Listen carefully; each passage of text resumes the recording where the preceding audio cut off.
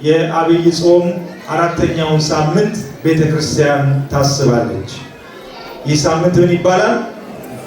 ምን ይባላል?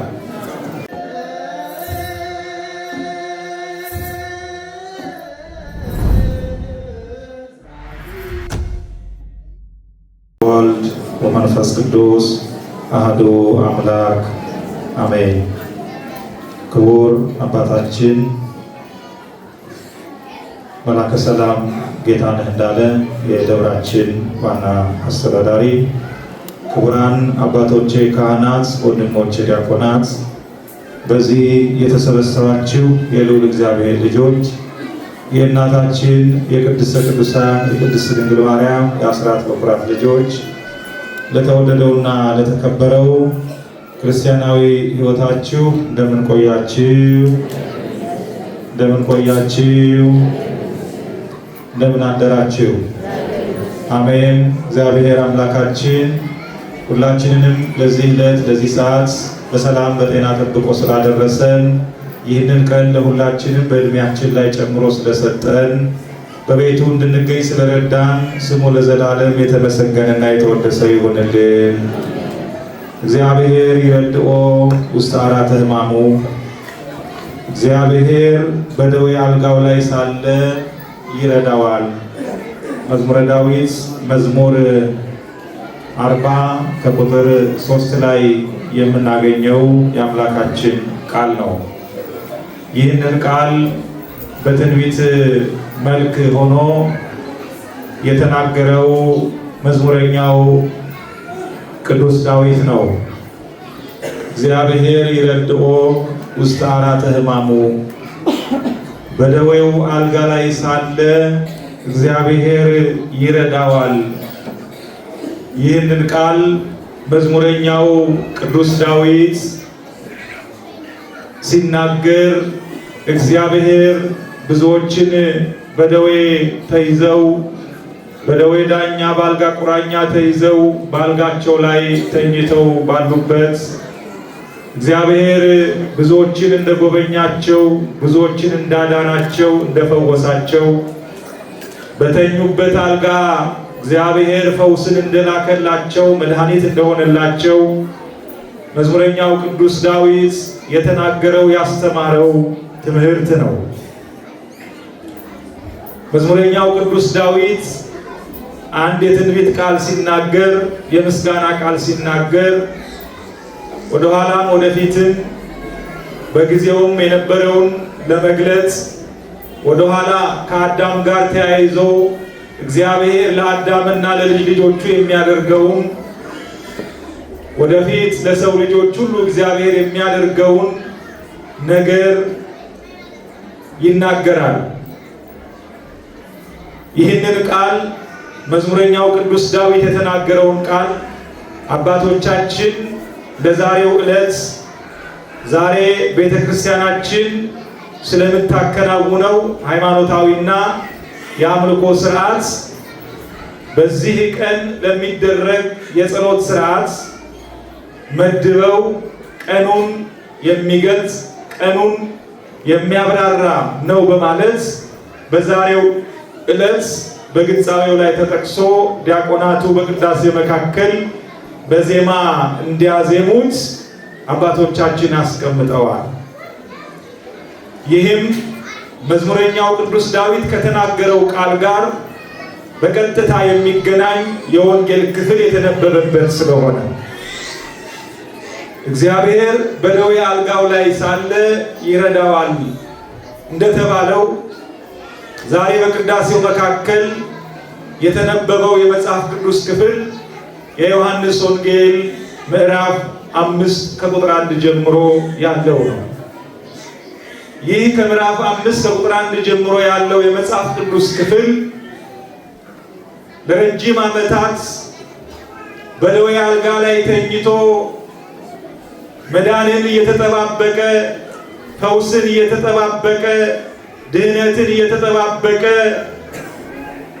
ተስፋ በመቁረጥ ሕይወት የሚደርስለት በሌለበት፣ የሚፈውሰው በሌለበት፣ ወይም ደግሞ የሚረዳው በሌለበት ብቻውን በተሸከመችው አልጋ ላይ ለ38 ዓመታት ተኝቶ የነበረን ሰው ዛሬ እግዚአብሔር የጎበኘበት ቀን ስለሆነ መጻጉዕ በማለት የዐቢይ ጾም አራተኛውን ሳምንት ቤተክርስቲያን ታስባለች። ይህ ሳምንት ምን ይባላል? ምን ይባላል? መጻጉዕ። ምን ማለት ነው? መጻጉዕ ማለት በሽተኛ ማለት ነው። ህመምተኛ ማለት ነው። ህመምተኛው በሽተኛው ሰው የተፈወሰበት የእግዚአብሔርን ፈውስ ያገኘበት ዕለት ስለሆነ ይህንን ቀን በሽተኞች በእግዚአብሔር ምሕረትና ቸርነት የሚድኑበት እንዲሆን ህመምተኞች የእግዚአብሔርን ምሕረት ያገኙ ዘንድ ቤተክርስቲያን ጌታችን ኢየሱስ ክርስቶስ ያደረገውን የማዳን ሥራ ታምራቱን እያሰበች ለእኛ ለልጆቿ ትጸልያለች። መጻጉዕን እያሰበች መጻጉዕ መስለው በመጻጉዕ ሕይወት የሚኖሩ የታመሙ በብዙ ደዌ የተያዙ ወገኖቻችን ፈውስን ያገኙ ዘንድ ትጸልያለች ቤተክርስቲያን። ከመጻጉዕ ሕይወት እንማር ዘንድ ከመጻጉዕ ሕይወት የምንማረው ብዙ ነገር በመኖሩ ምክንያት ቤተክርስቲያናችን የመጻጉዕን ሕይወት ትተርካለች። በዚህም መሰረት የዮሐንስ ወንጌል ምዕራፍ 5 ቁጥር 1 ጀምሮ እንዲህ ይላል። ጌታችን መድኃኒታችን ኢየሱስ ክርስቶስ የአይሁድ በዓል ደርሶ ነበርና ወደ ኢየሩሳሌም ሄደ ይላል።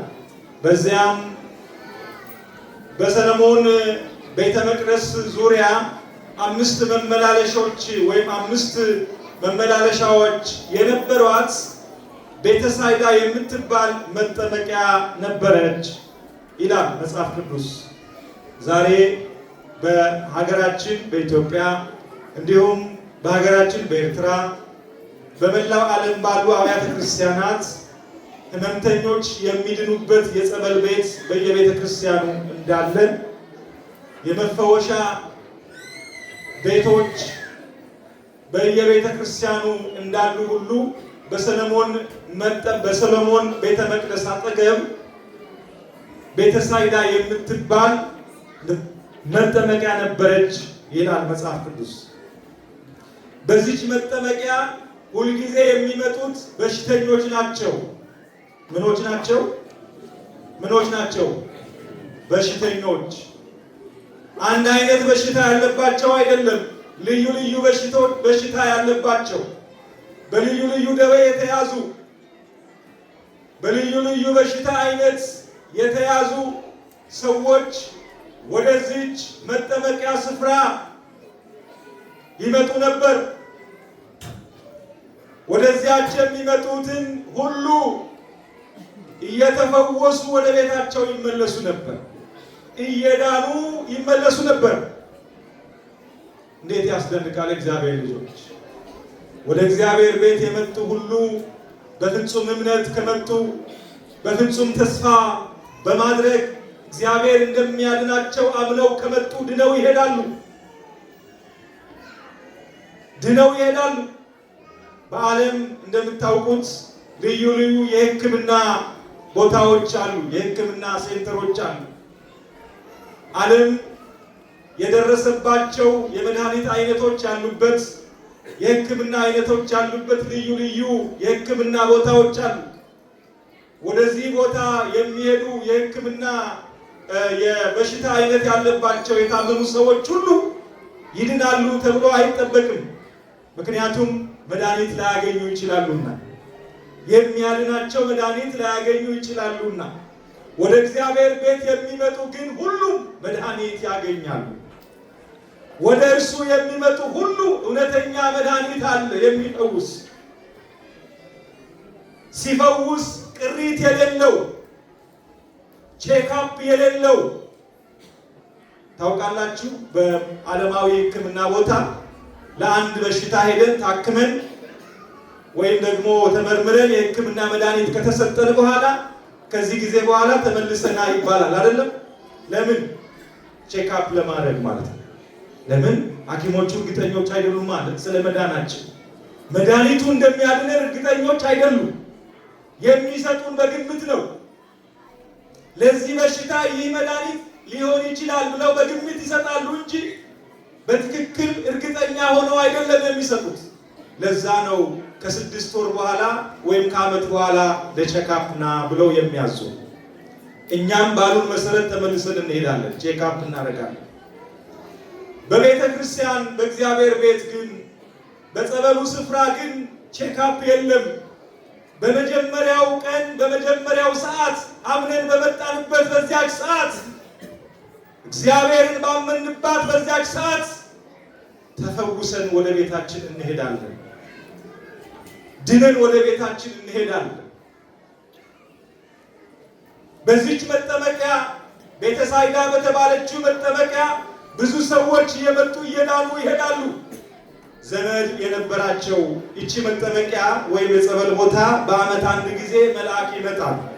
ከሰማይ መልአኩ መጥቶ ይቺን መጠመቂያ ይባርካታል ወይም ያናውጻታል።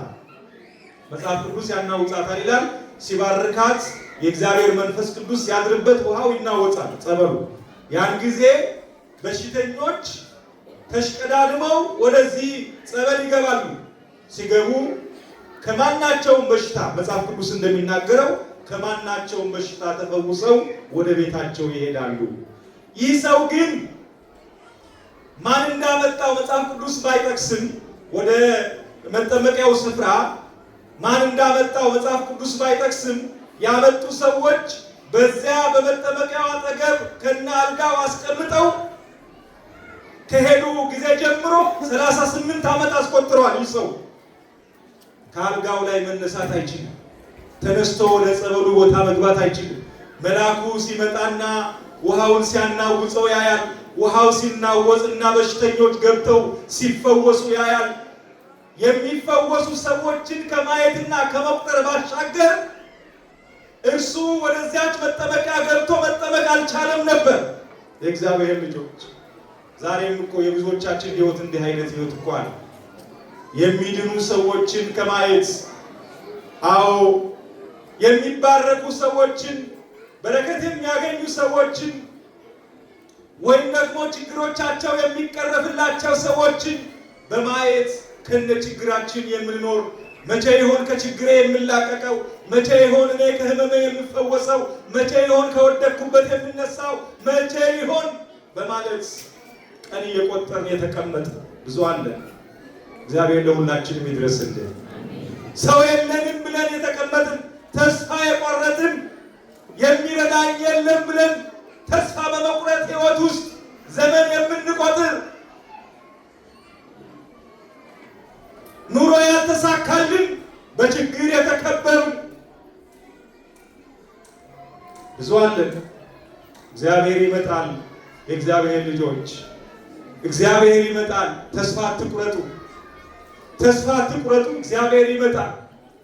እግዚአብሔር ሲመጣ የሚቀድመው የለም። ታሪክ ይለውጣል። የነበረውን ታሪክ ሁሉ ይቀይራል።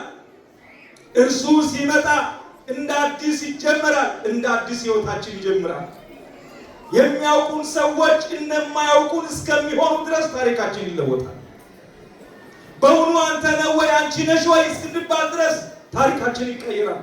በእርሱ አምነን ስንጠብቀው። ይህ ሰው ተስፋ በመቁረጥ ህይወት ውስጥ ለ38 ዓመት ኖረ። ጌታችን መድኃኒታችን ኢየሱስ ክርስቶስ ወደዚህ ሰው መጣ። ጌታችን ወደዚህ ዓለም ሲመጣ ሰው የሌላቸው ሰው ሊሆንላቸው ነው። ተስፋ ለቆረጡት ተስፋቸው ሊቀጥልላቸው ነው። የወደቁትን ሊያነሳቸው ነው። ጌታችን ወደዚህ ምድር የመጣው የተናቁትን ሊያከብራቸው ነው። የራቁትን ሊያቀርባቸው ነው። የጠፉትን ሊመልሳቸው ነው የመጣው። በብቸኝነት ህይወት የሚሰቃዩትን አለሁላችሁ ሊላቸው ነው የመጣው ጌታችን ኢየሱስ ክርስቶስ። ወደዚህ ሰው መጣ። አንተ ሰው አለ ጌታችን ኢየሱስ ክርስቶስ። እርሱ ወደ ህይወታችን ይምጣልን። ወደ ሁላችን ህይወት ጌታችን ኢየሱስ ክርስቶስ ይምጣልን። ልትድን ትወዳለህ አለው። እንዴት አይነት ጥያቄ ነው? እስኪ አስቡት። ልትድን ትወዳለህ ብሎ ጠየቀው። ምን ብሎ ሊመልስለት ይችላል? ይህ ሰው ለጌታችን ለኢየሱስ ክርስቶስ መዳን እንደሚፈልግ ያውቃል ጌታችን ኢየሱስ ክርስቶስ። ለ38 ዓመት ሙሉ የሚድኑትን ሰዎች እየቆጠረ በዚህ መጠመቂያ ስፍራ እንደተቀመጠ ጌታችን ያውቃል። ነገር ግን ልትድን ትወዳለህ አለ። ያለማንም በጎ ፈቃድ፣ መልካም ፈቃድ፣ ያለማንም ነፃ ፈቃድ ማንንም አያድንም። ለመዳን ፍላጎት ያስፈልጋል። ለመዳን እምነት ያስፈልጋል። ይሄንን ነው ጌታችን ኢየሱስ ክርስቶስ ከዚህ ሰው የፈለገው። ለመዳን መፈለግ ይፈልጋል፣ ያስፈልጋል። ፍለጋ ከሌለ፣ ፍላጎት ከሌለን፣ ለዚህም ካልጸለይን፣ እምነት ከሌለን እግዚአብሔር ዝም ብሎ እኛን ለማዳን ወደኛ አይመጣም። ፍላጎት ያስፈልጋል። ልትድን ትወዳለህ አለው። በዚያን ጊዜ ይህ ሰው ይሄንን ጥያቄ ያቀረበለት ማን እንደሆነ አያውቅምና ችግሩን ዘረዘረለት። ጌታዬ ሆይ እኔ ወደዚህ መጠመቂያ እኔን የሚያወርደኝ እንድጠመቅ የሚያደርገኝ ውሃው በተናወጠ ሰዓት ወደዚህ መጠመቂያ የሚያወርደኝ ሰው የለኝም፣ ብቻዬን ነኝ አለ። የሚረዳኝ ሰው የለኝም አለ። ጌታችን ኢየሱስ ክርስቶስ እንግዲያውስ አለ ተነስተህ አልጋህን ተሸክመ ሂድ አለው። 38 ዓመት በአልጋ ላይ የተኛ ሰው እንዴት በአንድ ጊዜ ጸንቶ ሊቆም ይችላል? አስቡት። 38 ዓመት በአልጋ ላይ የተኛ ሰው እንኳን 38 ቀን ብንተኛ በአልጋ ላይ ምን ያህል ሰውነታችን ይደክማል። ለመንቀሳቀስ እንኳን ሰዎች ረድተውን ደግፈውን ነው ሐኪም ቤት የምንሄደው። ጌታችን ኢየሱስ ክርስቶስ ግን ሲያድን ሙሉ አድርጎ ስለሆነ ይህንን ሰው አጸናው፣ አበረታው፣ ፍጹም ጤናማ አደረገውና ተነስተህ አልጋህን ተሸክመ ሂድ አለው። ይህ ሰው ሙሉ ጤነኛ ስለሆነ ወደ ሙሉ ጤንነት ስለተመለሰ ጌታችን እንዳዘዘው ብድግ ብሎ አልጋውን ተሸክሞ ሄደ። መጓዝ ጀመረ። ከመጓዙ በፊት ግን ሊቀድም የነበረ ወይም ሊቀድም የሚገባው ትልቅ ተግባር ነበረ። ለዚህ ሰው አምላኩን ያዳነውን የፈወሰውን ማንነቱን ማወቅና ማመን ማመስገን ያስፈልገው ነበር። እንዲሁ መዳኑን ብቻ ተቀብሎ አልጋውን ተሸክሞ ሄደ። ዕለቱ ሰንበት ነበርና አይሁድ አገኙት። አንተ ሰው በሰንበት አልጋህን ተሸክመህ ልትሄድ አይገባህምና ሕግ ጥሰሃል አሉት። ያዳነኝ ሰው ተሸክመ ሂድ ብሎኛል፣ ምንም ማድረግ አልችልም አላቸው። ማን ነው እሱ? ከሕግ በላይ የሆነ እሱ ማን ነው? ማን ነው አልጋ ተሸክመ ሂድ ያለ አሉት። አላወቀም። ማንነቱን መናገር አልቻለም። ያዳነውን ሰው አልተረዳም። ማን እንደሆነ ሊነግራቸው አልቻለም። ሊነግራቸው ፈልጎ ነበር ግን አልቻለም፣ አላወቀም። ይህ ትልቅ በደል ነው። ይህ ትልቅ ኃጢአት ነው። እግዚአብሔር ልጆች ያዳነንን አለማወቅ፣ የፈወሰንን አለማወቅ፣ ከውድቀት ያነሳንን አለማወቅ፣ ከሞት የመለሰንን አለማወቅ፣ አለማመስገን፣ እርሱን አለማክበር፣ ለእርሱ አለመገዛት እጅግ በጣም ከኃጢአትን በላይ ኃጢአት ነው። ከኃጢአትን በላይ እጥፍ ድርብ ኃጢአት ነው እግዚአብሔር ልጆች። ስለዚህ እግዚአብሔርን ማመስገን አለብን። ልክ ሰብል መሃል የገባ ዝንጀሮ ሰብሉን ነጥቆ እንደሚሮጥ ከእግዚአብሔር የምንፈልገውን ነገር የምንሻውን የልቦናችንን መሻት አግኝተን ወደ ዓለም መሮጥ ተገቢ አይደለም። የሚገባው እግዚአብሔርን በማስተዋል ማመስገን ያስፈልጋል። የነበርንበትን ማሰብ ያስፈልጋል። ከየት እንዳነሳን ማወቅ ያስፈልጋል። ከየት እንደወጣን ከየት እንደመጣን እግዚአብሔር ምን እንዳደረግን ድንቅ ስራውን መናገር ያስፈልጋል። ይህ ሰው ጌታችን መድኃኒታችን ኢየሱስ ክርስቶስ እንዳዳነው አላወቀም። ሲሄድ ጌታችን ኢየሱስ ክርስቶስ ቤተ መቅደስ ውስጥ ሲያስተምር አገኘና ይህንን ሰው ጌታችን ኢየሱስ ክርስቶስ በዚያ ቤተ መቅደስ አገኘውና ጠጋ አለው። አንተ ሰው እነሆ ድነሃል፣ ተፈውሰሃል። ከዛሬ በኋላ ወይም ከእንግዲህ ወዲህ ኃጢአት አትስራ፣ እንዳትሰራ ተጠንቀቅ አለው። ይህንን ሲለው ያዳነው ማን እንደሆነ አወቀና ሄዶ ለአይሁድ ነገራቸው። ይሄ ነው ያዳነኝ ብሎ። የባሰ ኃጢአት ሰርቷል አልሰራም? የባሰ ኃጢአት ሰራ አልሰራም? ሰርቷል። የባሰ ከዚህ የሚብስ እንዳይደርስብህ ኃጢአት አትስራ ብሎት ነበር። የሚብስ ኃጢአት ሰራ። የእግዚአብሔር ልጆች ምንድነው የምንማረው ከዚህ የመጽሐፍ ቅዱስ ታሪክ? እጅግ ብዙ ነገር ነው የምንማረው። እግዚአብሔር ሰው የለኝም ብለው በጨለማ በድቅድቅ ጨለማ ለሚኖሩ ለኛ ለሰው ልጆች ከአዳም ጊዜ ጀምሮ የሞት ተፈርዶባቸው በስቃይ በመከራ የሚኖሩትን ከሞት ወደ ሕይወት ለማምጣት ለማዳን አንድም የሚያድናቸው ሰው በሌለበት ወደ እግዚአብሔር እየጮሁ እያለቀሱ ለነበሩ ለሰው ልጆች ከሞት ያድናቸው ዘንድ ሰው አድርጎ ላካቸው። ሰው የለንም ለሚሉት ሰው እንዲሆንላቸው ሰው ሆኖ እንዲወለድ አድርጎ ጌታችን ኢየሱስ ክርስቶስ መላኩን ሰው የለኝም ብለን በመከራ ለምንኖር ለኛ ሰው ሆኖ እንዳዳነን የምንረዳበት፣ ከችግረኞች መከራ ከደረሰባቸው፣ ከረሃብተኞች ስደት ካጋጠማቸው መከራ ከደረሰባቸው ጎን የሚቆም፣ ከታመሙት ጎን የሚቆም፣ የታመሙትን የሚያድናቸው፣ የተቸገሩትን የሚረዳቸው መሆኑን የምንረዳበት መሆኑን የመጽሐፍ ቅዱስ ክፍል መሆኑን በዚህ ትምህርት ላይ ወይም በዚህ የመጽሐፍ ቅዱስ ክፍል በሰፊው እንማራለን። ይህ ሳምንት ይህ የመጻጉዕ ሳምንት በተለይ የሰው ልጅ ረዳት አልባነት፣ የእግዚአብሔርን ርኅራኄ፣ የክርስቶስን አዳኝነት የምናስብበት ሳምንት ነው። ቤተክርስቲያናችን በዚህ ሳምንት እግዚአብሔር ይረድኦ ውስተ ዐራተ ሕማሙ፣ እግዚአብሔር በደዌው አልጋ ላይ ሳለ ይረዳዋል፣ ይደግፈዋል፣ ያድነዋል፣ ይፈውሰዋል እያለች እግዚአብሔር ለሕመምተኞች የሚያደርገውን የቸርነቱን ስራ የበጎነቱን ስራ እያሰበች ለልጆቿ የምታስተምርበት ሳምንት ነው። እግዚአብሔር አምላካችን ለሁላችንም ይህንን ሳምንት በሰላም እንዳስጀመረ በሰላም እንዲያስፈጽመን የአምላካችን መልካም ፈቃዱ ይሆንልን።